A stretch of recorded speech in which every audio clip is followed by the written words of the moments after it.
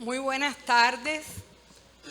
Bienvenidos a la sala Manuel Galich de la Casa de las Américas, donde nos reunimos hoy con motivo de una actividad, de una acción feliz, que es la aparición de un nuevo número de la revista Conjunto, en este caso el número 206-207, un número doble que cubre enero-junio de este año, y que tengo que decir que este número fue el resultado de un proceso arduo por factores internos y externos que nos obligaron a postergar la habitual frecuencia de la revista trimestral. Debíamos haber hecho esto en marzo, no nos fue posible, pero ya que era inevitable convertir el número en doble, decidimos que no lo fuera solo en una denominación numérica o en un periodo de referencia, sino que también tuviera un contenido en correspondencia con esa postergación y con la extensión del periodo editorial. Antes de presentar a la persona que hemos invitado esta tarde para que les hable de la revista y al cual yo complementaré un poco al final,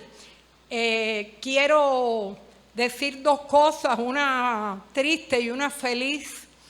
Hoy tuvimos la noticia de la muerte de Humberto Peña, gran diseñador gráfico, que fuera parte de la Casa de las Américas y que también fuera de los primeros diseñadores que tuvo la revista Conjunto, y creo que es bueno recordarlo aquí hoy también. Y la noticia feliz es que ustedes tienen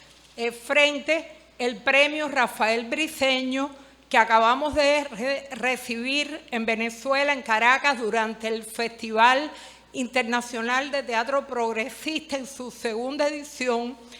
otorgado a Conjunto por el Teatro y la Cultura venezolanos a través de la Compañía Nacional de Teatro, y por primera vez entregado a una institución, a un colectivo no venezolano, y es un rubro nuevo que abrieron para los premios que ellos otorgan cada año, y felizmente lo tuvo nuestra revista. Entonces, sin más, yo invito a Fernando Luis Rojas, historiador, investigador, y al que hemos querido invitar a comentarnos y a presentarnos este número por el contenido especial que tiene y que ya ustedes podrán ir viendo. Entonces, adelante, Fernando. Gracias por estar aquí con nosotros. Bueno, buenas tardes. Muchas gracias por acompañarnos. Cuando Vivian, creo que hace un par de días, me llamó y me preguntaba, bueno, estás enfrentando con mucho trabajo la presentación. Yo creo que si me hubiera preguntado si estaba horrorizado, yo le hubiera dicho que sí, pero ella lleva una semana, entre ella y Aymelis llevan una semana tranquilizándome, así que bueno, voy a tratar de hacerlo lo mejor posible. Entre otras cosas porque el número doble, Vivian me decía, es un número doble en todo el sentido de la palabra, ahora lo comentaba, lo amerita también. Lo primero sobre lo que quería llamar la atención es que como estas presentaciones se dan a partir de un número específico, hay cosas que uno pierde de vista, y es que estamos hablando, o cuando uno habla de la presentación del número 206-207, solamente hablar del número que se está presentando, o los números que se están presentando, dan una imagen, dan una noción muy real de todo el acumulado que es la revista Conjunto. Y es algo que como me ha tocado por primera vez quizá hablar un poco de ella, quería decirlo. Por eso no nos va a sorprender que mientras realicemos la lectura de los diferentes artículos que aparecen en la revista, hay muchas de las referencias que realizan los autores, incluso autores que no pudieron leer en su momento los primeros números quizás de la revista Conjunto, los tuvieron que leer después, pero no lo leyeron de manera sincrónica a su salida, utilizan como referencia números anteriores de la revista, y eso también es una expresión de cómo se va dando ese acumulado y en qué medida cada revista conjunto, cada nuevo número de la revista conjunto es un regreso a la historia de la revista y a lo que se ha planteado y a lo que ha aparecido en sus páginas. Pudiéramos decir que otro tipo de lectura o otro momento. Quería agradecer también, bueno, la labor de Vivian, de Aymelis en la redacción, el diseño de Pepe Menéndez, que además tiene que ver mucho con toda la riqueza desde el punto de vista de la visualidad que tiene la revista y este número en particular, con una diversidad también desde el punto de vista de imágenes que llama mucho la atención, que van desde ilustraciones realizadas por diseñadores de la propia Casa de las Américas, como es el caso, creo, me pareció ver algunas cosas de Fabián Muñoz, por ejemplo, y otras imágenes que aportan los propios autores a partir de las experiencias que van realizando. Este número podríamos decir que tiene 3 grandes bloques. Uno tiene que ver con el acercamiento a la realidad y perspectiva de la escena en Colombia y Brasil. Al mismo tiempo se publica también, como es usual en la revista, un fragmento de una obra y también hay un acercamiento a eventos y estrenos en Brasil, Chile, Colombia, España, Perú y Uruguay. Ustedes, si puedes, Iván, regresa al índice un momentico. Hay algo que quisiera destacar que aparece en el índice, pero que habla mucho también del sentido de la revista. Sin dudas, hay una división que en muchas ocasiones puede ser temática, puede ser desde el punto de vista del respeto a las secciones, a los temas, a los formatos en que se presentan cada uno de los textos, pero que en ocasiones puede ser engañoso. ¿Por qué? Porque este es un número en su condición de número doble, que me permito decir que es profundamente orgánico, es profundamente dialógico entre cada una de esas partes y de esos fragmentos que aparecen en la revista. Quería destacar además las conexiones que uno se encuentra en la medida en que va leyendo los números, los artículos o los trabajos que aparecen en la revista. A mí, por ejemplo, desde el punto de vista emotivo, de emoción, apenas empecé a leer, me remití de una manera u otra, por ejemplo, a experiencias como la de Otto René Castillo, haciendo teatro en la guerrilla guatemalteca, y por supuesto a Camilo Torres, que sin dudas, por también tener un fragmento amplio del dossier dedicado a Colombia, tiene una presencia en todo el número. Y también el recorrido que ha hecho la Casa de las Américas, ya mencionaba la revista Conjunto, pero al mismo tiempo podríamos mencionar, por ejemplo, el premio Casa de las Américas de Teatro en 1964, que se otorgó a 4 cuadras de tierra. De hecho, creo que aparece una de las imágenes,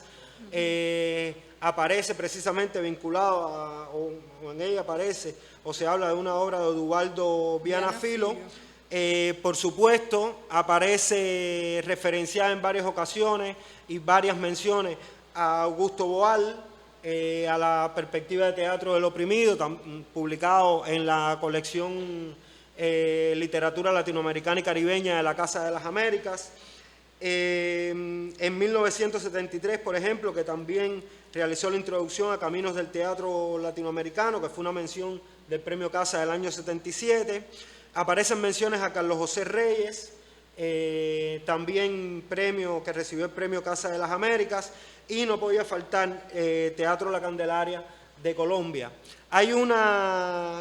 precisamente en el fragmento o en las partes que están dedicadas a Colombia, hay varias presencias que son muy sistemáticas, y una de ellas es la de Patricia Ariza. De hecho, hay una nota al principio, o en el primer trabajo, que aborda el escenario colombiano. Hay una primera nota en que se declara que varios de esos textos llegaron cuando aún Patricia era ministra de Cultura y que se respetó la mención que se hacía a la labor y a la actividad de Patricia Ariza. Yo creo que uno de los elementos de unidad que marca el número y que lo convierte en profundamente orgánico y que tiene que ver con algo que se declara desde el principio, que es una valoración de un tiempo de cambio en Colombia y Brasil, que son los dos países a los que se dedica el dossier. Aparece también muy relacionada con la perspectiva y la apertura de nuevos horizontes. En cada uno de los textos, si bien en muchos de ellos se hace mención a, por ejemplo, en el caso colombiano, al triunfo de Gustavo Petro y Francia Márquez, y en el caso brasileño, al triunfo de Lula en las elecciones, en prácticamente todos los trabajos hay una definición y una apuesta por el sujeto popular. Es decir, en qué medida esos resultados electorales, que en muchas ocasiones nos obligan a personalizar o a individualizar determinados procesos de gestión y de transformación o de cambio, tienen su sustento en el sujeto popular. Y en qué medida la propuesta que se hace desde la perspectiva de las experiencias de grupos de teatro, de propuestas de obras, de propuestas de presentaciones, tributan, identifican o se identifican con ese sujeto popular. Se habla mucho de esos nuevos derroteros abiertos y en qué medida también, sobre todo quizá apalancados en una propia idea de Patricia, hay una articulación entre eso que se denominó estallido social con la idea de un estallido cultural. Todos los trabajos están marcados por una construcción y una relación y una porosidad permanente entre la transformación cultural como necesidad básica desde el punto de vista de la transformación social. Y así está, yo diría que es uno de los ejes centrales de este número. Y eso, además, o también está vinculado con la visibilización de lo que en muchas ocasiones serían los sujetos excluidos, los sujetos desfavorecidos y las alteridades y emergencias. Estamos hablando además que muchas de las propuestas ponen como centro las prácticas y los discursos desde el feminismo, desde la reivindicación de las comunidades sexodiversas, desde la reivindicación de las comunidades negras, con particular fuerza en la parte del dossier que está dedicada a Brasil, la reivindicación de el espacio comunal y el espacio rural y comunal con mucha mayor fuerza en la parte del dossier dedicada a Colombia, pero sobre todo situándose desde ese ámbito. Y me parece una de las cuestiones centrales y de los ejes fundamentales que aparecen en este número de la revista. Hay frases tremendas, hay mensajes tremendos, sin dudas, en el caso, por ejemplo, colombiano, muy marcada por la aspiración de la paz, pero como aparece o como se presenta en la carta abierta o en una de las cartas abiertas, creo que la primera. La primera, que es la que se publica en este número, realizada por Patricia Ariza a Gustavo Petro, a partir de que le fue comunicada que no continuaba como ministra de Cultura y que en buena medida también es como que una sistematización de toda la labor que se había hecho durante la etapa del ministerio. Es muy útil saber la manera en que lo tenía sistematizado, porque habla de la cantidad de acciones culturales que se habían dado, los territorios a los que había llegado, pero la capacidad que tiene de poner todo eso en diálogo con el objetivo que se estaba proponiendo, el objetivo que se estaba defendiendo, y cómo en la perspectiva de Patricia, yo creo que en sentido general la perspectiva que anima prácticamente todos los trabajos, el camino a la paz pasaba por una transformación cultural y pasaba por el lugar central que debían tener los artistas y por supuesto la manera en que se podía emprender desde el ámbito del teatro específicamente. Hay una frase tremenda, no aparece en la revista, pero la traía porque me parece que es muy demostrativa de algunas de las cuestiones que se abordan y que tiene que ver con la idea de que la paz no es solo el silencio de las armas. Es decir, la construcción de la paz es un proceso mucho más complejo, mucho más amplio que simplemente el silencio de las armas, sobre todo en un escenario y en un ambiente como el colombiano, tan marcado por los conflictos, tan marcados por la violencia, de una manera tal que en ocasiones se ha pretendido naturalizar. Y me parece que también es un llamado, o el que se hace en este número, a una resistencia en ese sentido. Pero ese mismo llamado a la paz, ese mismo camino a la paz a través del arte y de la cultura, aparece también en los trabajos de Brasil, porque hay muchos de los trabajos que se sitúan sobre la base de lo que se está haciendo en determinadas comunidades periféricas. Hay un estudio de caso, por ejemplo, que se centra en comunidades periféricas y favelas de los alrededores de Río de Janeiro, y que también tienen como un lugar central los problemas de la violencia en esos escenarios. En muchas ocasiones la violencia potenciada, facilitada y estimulada desde el Estado. Y son elementos que se van poniendo en diálogo en este número. Yo creo que es un número que propone al mismo tiempo un diálogo permanente entre el arte y lo que se considera la academia, que en muchas ocasiones se fragmenta o se presenta con determinadas divisiones, que son divisiones irreales. Hay muchas de las personas que escriben que son actrices o actores, que son dramaturgos, que son directores teatrales, pero que de una manera u otra han estado vinculados también con la academia, más allá del ámbito de la enseñanza artística. Estamos hablando de terrenos como la sociología, como la etnografía, y son barreras que se borran en este número, y me parece también una contribución muy, muy significativa. Hay una sistematización de lo que pudiéramos llamar la evolución del teatro de la resistencia, en un término quizá un poco más englobador, de la segunda mitad del siglo XX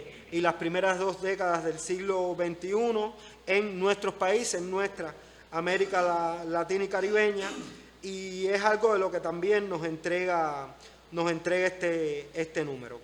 Finalmente, me gustaría también destacar entre otros de los aportes que aparecen acá y que son significativos, la manera en que se defiende todo el tiempo la relación entre las diferentes manifestaciones artísticas, por decirlo de alguna manera. Es decir, en qué medida se dan incorporaciones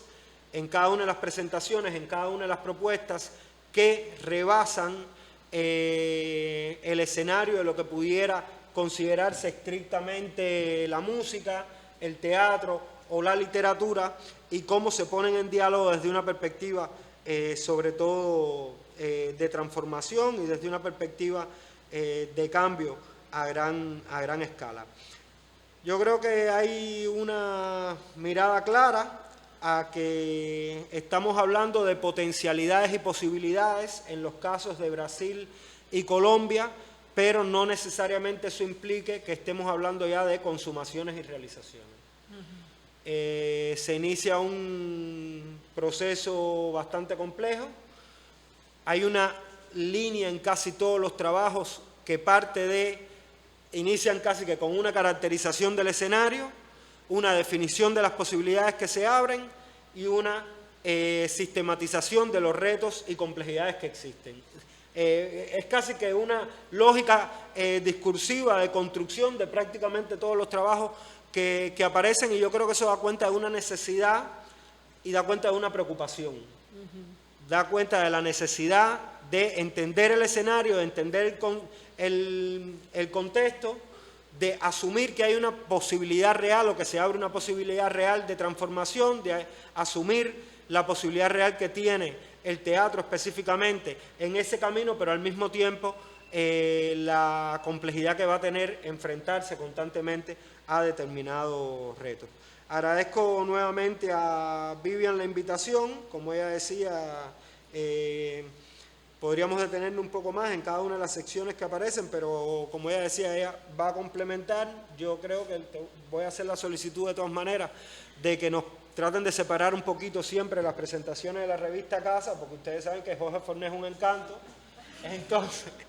Entonces eso siempre pone a uno en una situación un poco más compleja cuando debe hacerlo el día siguiente. Y bueno, espero por lo menos haber cumplido con una parte del encargo y de la misión que me dieron. No, yo creo que cumpliste con creces porque tú has hecho una lectura asociativa, sistemática de los dossiers y me parece muy bueno como tú has leído constantes, has tejido también hilos conductores que a lo mejor yo no puedo ver con esa claridad como estoy tan imbuida del trabajo de varios meses metida en esto, que mi lectura va a ser quizás más fragmentaria o más puntual. Bueno, cuando nosotros ideamos esta revista, que originalmente la concebimos así, dijimos, bueno, ha habido un cambio profundo político en dos países medulares de la región, en dos países que tienen una enorme riqueza teatral. Vamos a invitar a un grupo de personas de esos países a hablar del teatro ahora mismo en esta encrucijada positiva, pero también, como bien decía Fernandito, muy compleja en los dos países. Nos llegaron de vuelta estos materiales que ustedes ven aquí y que, si bien tenemos una obra colombiana incluida al final del dossier de Colombia, solo me acuerdo de eso, de Johan Belandia, que es un gran director del grupo La Congregación, dramaturgo y director del grupo La Congregación. No logramos tener una obra brasileña a tiempo, sin embargo, 11 materiales hablan de Brasil escritos por 15 investigadores, hacedores del teatro, lo que creo que nos da en ambos casos, tanto en Colombia como en Brasil, un panorama de ideas, de perspectivas bastante abarcador y bastante diverso. El dossier colombiano se abre con Lina Marela, una joven creadora que tuvimos aquí en la última edición de Casa Tomada, una joven teatrera que habla sobre todo de la necesidad de pensar la paz desde muchos ángulos y perspectivas y desde todos los sectores populares. Y ese es como el llamado de ella como joven en este número. Carlos Satizábal, que es poeta, dramaturgo, director, actor, músico, un hombre múltiple de la escena, fundamenta cómo construir una era de paz implica un cambio profundo cultural, y eso que dice Fernando es cierto, casi todo el mundo está muy claro en que la paz no se puede concebir alejada de la cultura y de enseñarle a la gente la manera de vivir en otras condiciones de relacionamiento entre todos, con la historia, con el presente, y se detiene en las posturas frente al teatro y la dramaturgia, poniendo en contraste la narrativa del compromiso, que es la que él promulga y defiende, con la de los medios de entretenimiento que en Colombia han hecho tanto daño con esas telenovelas y esos programas televisivos que generalmente apelan a una realidad bien diferente a la de que padece el país y que no han hecho más que adocenar las mentes, embotar el pensamiento reflexivo al punto que ustedes recordarán que en un plebiscito sobre la necesidad de la paz o no, la mayoría de la población votó en contra de la paz, por el temor a una serie de fantasmas que esos mismos medios le habían inculcado a la población. Carlos también enfatiza en el papel de los indígenas y de los jóvenes en un verdadero cambio y ejemplifica con muchas acciones que han tenido lugar dentro de ese estallido cultural. Pilar Restrepo, por su parte, actriz y directora del Teatro de la Máscara de Cali, un grupo fundado principalmente por mujeres, aunque no exclusivamente,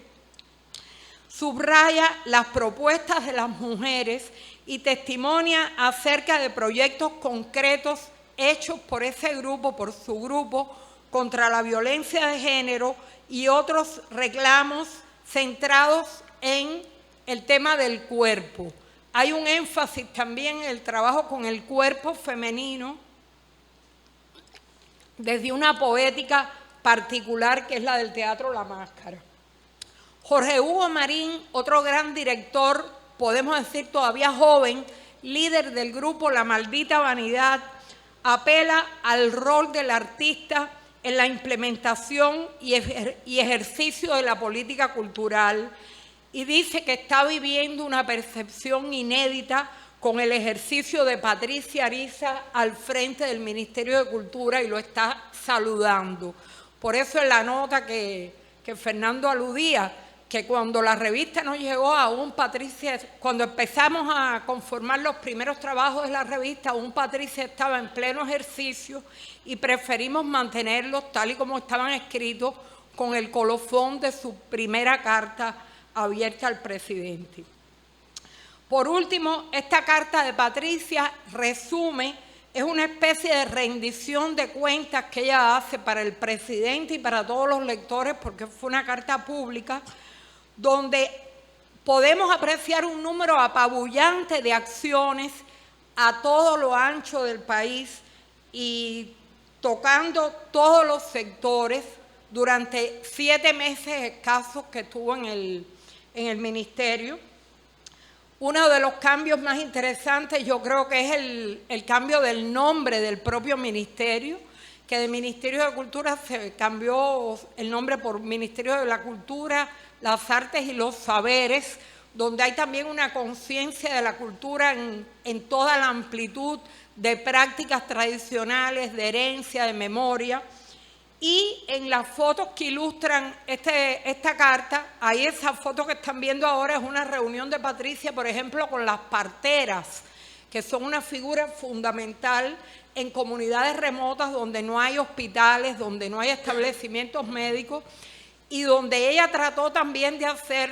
una organización, una estructuración de estas parteras para que estuvieran lo más cerca posible de la visión científica también, de la asistencia al nacimiento, a la maternidad, que forman parte también indudablemente de la cultura. Otro elemento importante de su trabajo a lo interno fue restituir el teatro al ministerio, porque el teatro había sido una manifestación increíblemente sacada de la estructura ministerial, estaba como en un rubro de otras actividades y cualquiera que sabe lo que es el teatro en una sociedad capitalista entiende que en este caso hubo una acción de quitarse del camino algo molesto, algo problematizador, algo incómodo, de manera que el teatro y el circo estaban en otros y ella reivindicó esas posiciones como parte de un organigrama principal, pronunciándose también en contra de las prácticas de la economía naranja que ponen el mercado por encima de todo en la valoración de la cultura y reivindicando esta posición. Yo tuve la oportunidad también en el Festival Internacional de Teatro Progresista de compartir con Patricia. Patricia públicamente ratificó su apoyo total e incondicional al presidente Gustavo Petro y a la política del cambio, al gobierno del cambio, y está de vuelta a la Candelaria, estuvo en el evento con la obra Camilo, están trabajando en próximos espectáculos, y ella en particular constituyó entre los muchos grupos paralelos que ella trabaja, aparte de la Candelaria, desde la Corporación Colombiana de Teatro, ella constituyó un grupo con 16 jóvenes víctimas de la violencia ejercida por los escuadrones, por los grupos represivos cuando los disturbios sociales en Colombia, y estos 16 jóvenes perdieron cada uno de ellos un ojo, y ella los ha sometido ahora a un entrenamiento corporal, de danza y de muchas disciplinas escénicas para hacer con ellos una obra que va a ser una creación colectiva generada por ellos mismos. Saltamos a la segunda parte del dossier, que es un dossier dedicado a Brasil, y bueno, está la obra de Johan Velandia, que se basa en un caso real de violencia de un escuadrón antidisturbio contra un joven llamado Dylan Cruz, y ese es con un tratamiento muy poético, muy fantástico en algún sentido, está abordado este acontecimiento. El dossier de Brasil abre con un material de Rosiane Trota, una investigadora que tuvimos aquí en Mayo Teatral 2016 y que se llama El Nuevo Teatro Brasileño, y ella saluda con alegría como en los últimos años, a pesar de todas las dificultades que atravesó el teatro en Brasil en la era Bolsonaro, y ellos todos hablan muy específicamente del gobierno Bolsonaro y la era Bolsonaro,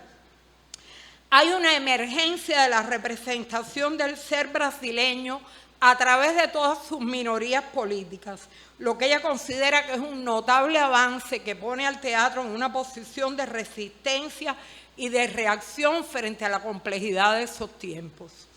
Valmir Santos, el crítico e investigador, que los que han seguido conjuntos recordarán que hizo aquella crítica tan buena sobre una obra de teatro y deporte, que fue la que nos provocó que hiciéramos aquel dossier dedicado a ese par de temas. Bueno, él aquí subraya el modo simbólico en que Lula tomó el poder con los representantes de los diferentes sectores populares. Hay incluso una foto en el último trabajo de esta escena, y es también un referente por su carga simbólica muy recurrente en la revista. Más de 2 de los autores hacen mención a este acontecimiento, y en paralelo analiza la situación del país ligada al ascenso neoliberal y fascista, y cómo implicó esta era también a figuras dirigentes de la cultura en medio del gobierno de Bolsonaro. Hubo un ministro de Cultura que fue francamente una persona con pronunciamientos goebbelianos, que hasta se volvió incómodo para el poder, hubo que demoverlo, porque las cosas que dijo ese hombre en medio de la situación más terrible que estaba viviendo Brasil, también atravesado por la epidemia de la COVID, fue algo escandaloso realmente. Y enumera con datos factuales cómo el gobierno de Bolsonaro afectó a la cultura en presupuestos, en una serie de partidas y de cosas cuantificables que este investigador menciona. El tema de la presencia negra en el teatro brasileño, postergada e insuficientemente difundida, a pesar de la existencia de tantos y tantos creadores y creadoras y grupos, es el centro de varios de los trabajos de este dossier. El de Marcos Antonio Rodríguez, que está un poquitico más atrás de ese, o para adelante de ese que está mostrando ahora la imagen. Hay que agradecerle un inventario amplísimo, aunque él advierte que no es para nada exhaustivo, donde él menciona grupos, dramaturgos y directores y directoras que están dedicados completamente a visibilizar la problemática de los negros en el país. Toma en cuenta el país completo en este bojeo. También está Samuel Santos, que desde otra mirada, desde una mirada personal y desde su propio grupo, indaga en la historia nacional del teatro negro en el Brasil. Él es el director del grupo Oposte o El Poste, y aborda una serie de textos que tienen que ver con este problema. Pero no son los únicos. En algunos trabajos que tienen una perspectiva mayor desde el punto de vista temático, también el elemento negro es parte de algunas de las secciones. La actriz, profesora e investigadora Ana Cristina Coya, miembro del LUME,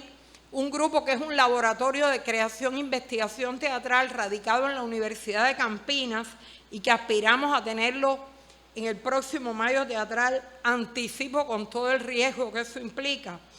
desmonta el espectáculo más reciente de este grupo, un espectáculo llamado Kintsugi, 100 memorias. El Kintsugi es la técnica japonesa de reconstruir, de reparar y de salvar objetos valiosos de cerámica, de loza, rotos, con una fórmula de laca y platino o de laca y oro. Y en la cultura japonesa el objeto resultante tiene incluso mucho más valor que el original sano. Y este espectáculo es un poco eso, a partir de que estos 4 actores que lo integran, que están en cámara, reconstruyen memorias de vida ligadas a ellos como grupo, que cuando eran adolescentes terminando o jóvenes terminando la carrera de teatro, incluso desde que ingresaron a la carrera de teatro, han compartido una vida personal, familiar y profesional juntos y reconstruyen a través de esto una historia reciente del país. Es la foto también que está en la cubierta y que se puede ver ese escenario lleno de tantas piezas de libretas, fotos, objetos personales, que ahí está, que es lo que compone la escenografía y la trama visual de este espectáculo. Rafael Litvin Villas-Boas indaga en lo que a su juicio son las más notables experiencias estéticas y políticas de la escena brasileña contemporánea, en la que destaca un grupo importante de colectivos, entre ellos la Compañía del Latón, que nos visitara el pasado mes de marzo con la obra Experimento H, que se vio en la Sala Verde Blanc y que también impartió un taller en el taller de creación teatral que hicimos hace unos meses. No faltan en este número los ecos del legado de Augusto Boal y el teatro del oprimido, recogidos en el texto colectivo que escriben Amanda Nolasco, Geo Brito y Julián Boal, el hijo de Augusto Boal, que retoma no solo la herencia sanguínea, sino una herencia de una vocación muy popular de la práctica del teatro del oprimido. Y ellos escriben acerca de la Escuela de Teatro Popular de Río de Janeiro y toda la labor comunitaria y barrial que generan desde la creación teatral. Marilia Carbonari, otra hacedora de teatro y además pensadora, entrevista a 3 destacados colegas para validar la práctica del teatro en grupo, y el teatro en grupo sabemos que es un emblema quizás o un referente del teatro latinoamericano muy importante en estos momentos, en una situación precaria, y estos 3 directores enfatizan en la importancia del grupo, cosa que también creo que tiene una utilidad tremenda dentro de este dossier. Luis Andrés Cherubini y Sandra Vargas de Contra el Viento, que estuvieron en esta misma sala también hace unos meses hablando de la práctica del teatro de muñecos desde Sobrevento, hacen un recorrido exhaustivo de toda la trayectoria de un grupo con un trabajo muy estimable, no solo en ese rubro, sino en muchos otros, también en el trabajo con bebés, también en el trabajo social en el entorno. Y por último, Clayton Pereira y Daniel Santana, una pareja que es la cabeza del grupo Contadores de Mentira, que hace algunos años tuvimos también aquí en la misma sala Manuel Galich impartiendo un taller. Son los líderes de Contadores de Mentira, y en este momento, después de haber construido un local, esto es un paréntesis anecdótico, después de haber construido su propio local, un teatro maravilloso que es una especie de nave para ensayar, montar, hacer talleres, recibir invitados, están en un fuerte litigio porque si bien la construcción les pertenece, el terreno no, y hemos tenido que solidarizarnos con ellos incluso a la distancia, como muchos otros artistas del continente, porque tienen una demanda de la municipalidad para abandonar ese lugar. Entonces, todos esos avatares están implícitos en un texto donde ellos no hablan de teatro. Este es un texto 100% político y es el último donde incluso está la esperanza expresada de qué viene, qué se espera del teatro brasileño en este tiempo, pero también los riesgos que hay que salvar en las circunstancias actuales, donde ellos dicen, no esperamos de Lula milagro, no esperamos que Lula sea un mesías, no esperamos que Lula lo pueda todo. Esto es un problema de todos, que todos tenemos que impulsar y defender por la situación tan compleja. Además, ustedes saben que esas elecciones, como decimos también en la nota, tanto en Colombia como en Brasil, fueron ganadas con una diferencia bastante pequeña. Yo creo que este dossier de Colombia y Brasil resalta el compromiso cívico y político de los movimientos teatrales de estos países, enfocados directamente y abiertamente a combatir las fuerzas oscuras que han gravitado sobre estas sociedades y entre el recuento de espectáculos hechos y entre todas esas reflexiones sociopolíticas y culturales, creo que constituye el dossier un monográfico muy valioso para la posteridad, para testimonio de lo que está pasando hoy, y ya veremos, ojalá, que cuando hagamos otro acercamiento de ese tipo sea para hablar de una realidad mejor. La revista se complementa con un acercamiento de Rocío Rodríguez Fernández, la directora del Mirón Cubano, el grupo de teatro callejero de Matanzas, que participó en el Festival de Teatro Callejero Viva el Teatro en Mesitas del Colegio. Mesitas del Colegio es un pueblo periférico colombiano, pero como la revista Conjunto dice en su nota inaugural, escrita por Galich,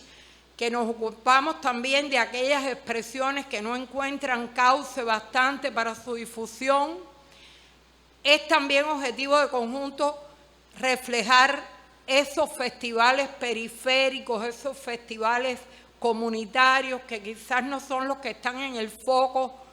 principal de la escena regional, pero que también juegan un papel importante. Roberto King, el gestor y productor panameño,